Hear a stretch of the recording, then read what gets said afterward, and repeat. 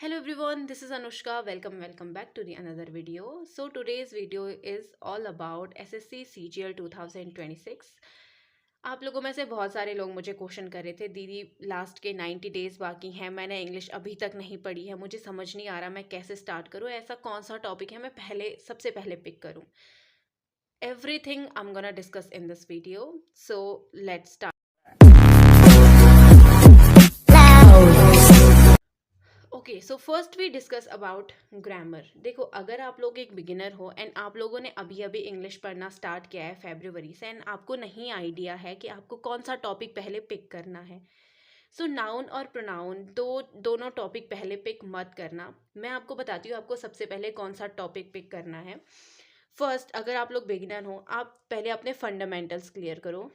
ठीक है, पहले फंडामेंटल वाली क्लास लो बाय तरुण सर से. ठीक है, बाय तरुण ग्रोवर. ठीक है, आप पहले फंडामेंटल वाली क्लास लो तरुण ग्रोवर सर से. उन्होंने सब कुछ डिस्कस किया हुआ है. मैं दिखाती हूँ आप लोगों को. मैंने जब 2025 में अपनी प्रिपरेशन स्टार्ट करी थी, लिटरली मैंने भी सबसे पहले फंडामेंटल्स की ही क्लास की थी. देखो, इनडायरेक्ट इंटेरोगेटिव यहाँ से मैंने स्टार्ट किया था. ठीक है, 9 मई 2025 से. उसके बाद इम्पेरेटिव सेंटेंस क्या होते हैं, एक्सक्लेमेटरी सेंटेंस क्या होते हैं, ऑप्टेटिव सेंटेंस क्या होते हैं, फ्रेज क्या है, क्लॉज क्या है, ये सारी चीज़ें, टाइप ऑफ क्लॉज क्या है, ये सारी चीज़ें पहले आप अपने फंडामेंटल्स क्लियर करो. पार्ट ऑफ स्पीच क्या होता है, प्रेपोजिशन क्या है, कंजंक्शन क्या है, ये कैसे वर्क करते हैं, पहले आप एक फंडामेंटल वाली क्लास ले लो. बिकॉज इससे आपके जो फंडामेंटल्स हैं वो क्लियर हो जाएंगे कि आपको चीज़ें कैसे करके पढ़नी है. ठीक है, फंडामेंटल वाली क्लास कंप्लीट करने के बाद आप सेकंड करो subject verb agreement. Subject verb agreement. ठीक है, ये भी आप तरुण सर से करो. सब्जेक्ट वर्ब एग्रीमेंट में जैसा सब्जेक्ट वैसे वर्ब, इजी है, आप लोग इजी पिक कर सकते हो और इससे एग्जाम में 2 से 3 क्वेश्चन बनते हैं.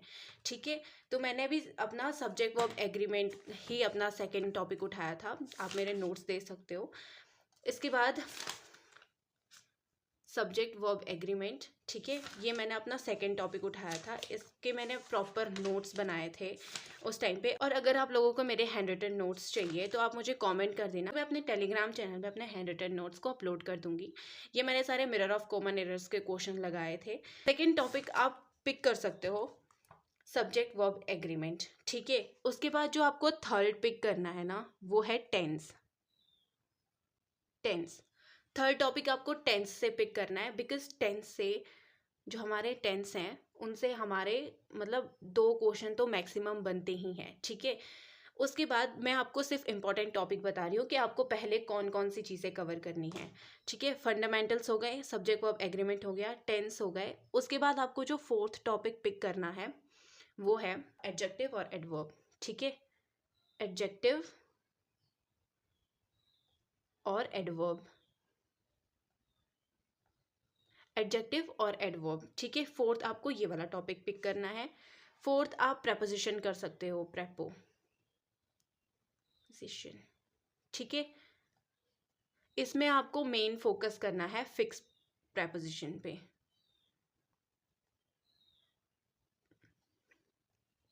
ठीक है, फिक्स प्रेपोजिशन पे आपको एक्स्ट्रा फोकस करना है क्योंकि प्रेपोजिशन से 2 से 3 क्वेश्चन बनते हैं एग्जाम में. ठीक है, ये सारे इंपॉर्टेंट टॉपिक्स हैं. उसके बाद सिक्स्थ है हमारे पास नरेशन. नरेशन, वॉइस और नरेशन.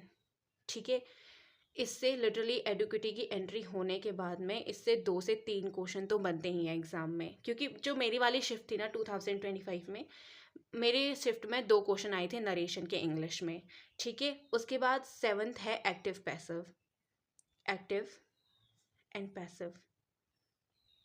ठीक है, ये सारे ग्रामर के इम्पॉर्टेंट टॉपिक हैं जिनको आप 90 डेज के अंदर कवर कर सकते हो. ठीक है, 90 डेज के अंदर आप इसको कवर कर सकते हो. जो एडिशनल चीज़ें बचती हैं लाइक नाउन प्रोनाउन, आप इनको ना मिड में जो प्रोनाउन वाली टेबल होती है आपने उसको रिवाइज कर दिया. नाउन तो ईजी होता है, आई थिंक हर कोई कर लेगा नाउन, ठीक है, नाउन प्रोनाउन ही बचे हैं फिर हमारे पास। तो ये हमारे जो मेजर टॉपिक है ना, इनसे मेजर ऑफ क्वेश्चंस बनते हैं एग्जाम में, ये इंपॉर्टेंट रोल प्ले करते हैं। तो आप इन सबको तरुण सर से कर सकते हो, उनकी प्लेलिस्ट है यूट्यूब पे, तो आप वहाँ से कर सकते हो फ्री में। मैं फ्री कंटेंट बता रही हूँ। अगर आपको पेड की तरफ जाना है तो आप रानी मैम का बैच ले सकते हो, रानी मैम बहुत अच्छा पढ़ाती हैं।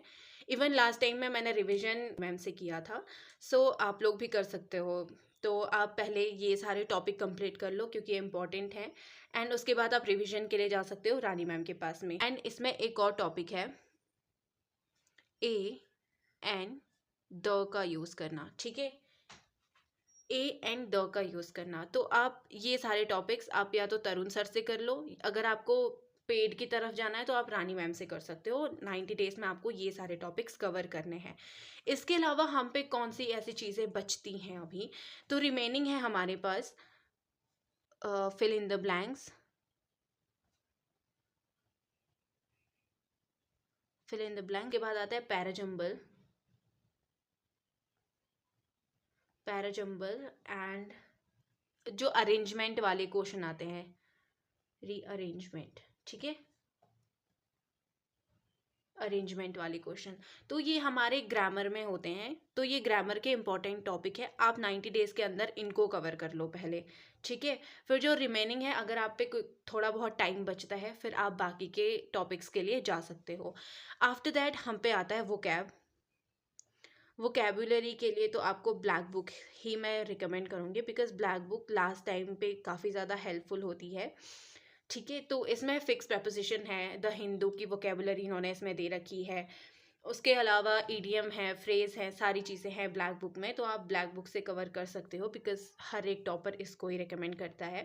वोकैबुलरी के लिए ब्लैक बुक हो गई। फिर देन हम पे आता है रीडिंग। एक टेलीग्राम चैनल सजेस्ट करती हूँ, सिद्धि प्रेप करके, सिद्धि प्रेप करके, सिद्धि प्रेप, ठीक है। ये एक टेलीग्राम चैनल है, ये एक टेलीग्राम चैनल है, ठीक है। इसमें ये डेली बेसिस पे आर्टिकल्स वगैरह पोस्ट करते हैं, आप वहाँ से अपनी रीडिंग कर सकते हो। या फिर आप लोग नॉवेल्स पढ़ सकते हो जो मोटिवेशनल होती हैं, या फिर आपको थोड़ी सी रोमांस टाइप पसंद है तो आप नॉवेल्स पढ़ सकते हो। थर्ड, आप न्यूज़पेपर ले सकते हो डेली बेसिस पे, अगर आपके यहाँ अवेलेबल होता है न्यूज़पेपर तो आप न्यूज़पेपर ले सकते हो। वरना तो फ्री है सिद्धि प्रेप, आप टेलीग्राम पे सर्च करोगे सिद्धि प्रेप करके, वो डेली के आर्टिकल्स डालते हैं द हिंदू के, आप वहाँ से प्रिपेयर कर सकते हो रीडिंग के लिए। एंड उसके बाद आपको प्रैक्टिस करनी है। प्रैक्टिस के लिए आप मिरर ऑफ कॉमन एरर्स ले सकते हो, practice mirror of common errors. देखो, मिरर ऑफ कॉमन एरर्स अगर आप लोगों के पास बुक नहीं है तो आप मेरा टेलीग्राम चैनल ज्वाइन कर लेना, मैं वहाँ पे अपलोड कर दूँगी mirror of common errors. After that mock test, ठीक है, मॉक टेस्ट इंग्लिश के जितने हो सके सेक्शनल मॉक देना शुरू कर दो। अगर आपने आज से ही प्रिपरेशन अपनी स्टार्ट की है तो आप इंग्लिश में सेक्शनल मॉक देना स्टार्ट कर दो, ठीक है।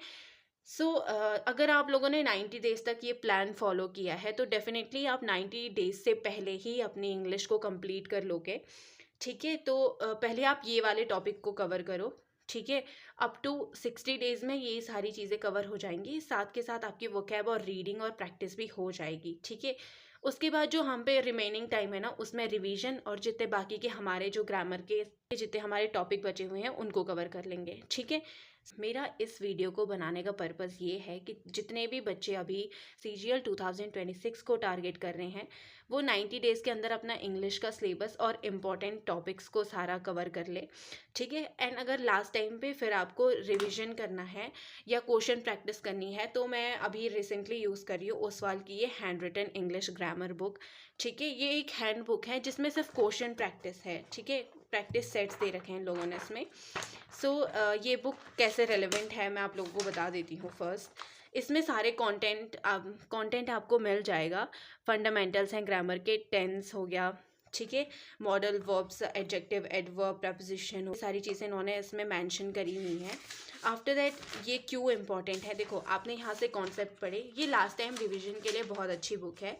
आपने यहाँ से फंडामेंटल्स किए, फंडामेंटल्स करने के बाद आपको क्वेश्चन प्रैक्टिस करनी है। तो इन्होंने इसमें क्वेश्चन प्रैक्टिस के लिए अलग अलग सेक्शन दिए हुए हैं कि आप लोग इसमें फिल कर सकते हो, लाइक जैसे हम बचपन में करते थे। तो ये काफ़ी रिलेवेंट हो जाती हैं चीज़ें। तो इससे नाउन, वर्ब, एडजेक्टिव, इन्होंने डिफरेंट डिफरेंट एक्सरसाइज दी हुई हैं इसमें। तो अभी मैं रिसेंटली ये वाली बुक यूज़ कर रही हूँ अपने रिवीजन के लिए है। And previous year question paper के लिए मैं यूज़ कर रही हूँ ओसवाल की 4100+ MCQs की बुक। ये मैंने अपनी बहुत सारी वीडियोस में भी डिस्कस किया है। ये कोई पेड, ये वाली तो कोई पेड नहीं है, इसको मैंने खुद से ही लिया था। एंड ये इसमें प्रीवियस ईयर क्वेश्चन पेपर इन्होंने दिए हुए हैं और 2025 का इन्होंने इसमें सॉल्व पेपर भी दिया हुआ है, GD का भी दे रखा है एंड CGL 2025 का भी दे रखा है, जो कि एक प्लस पॉइंट है।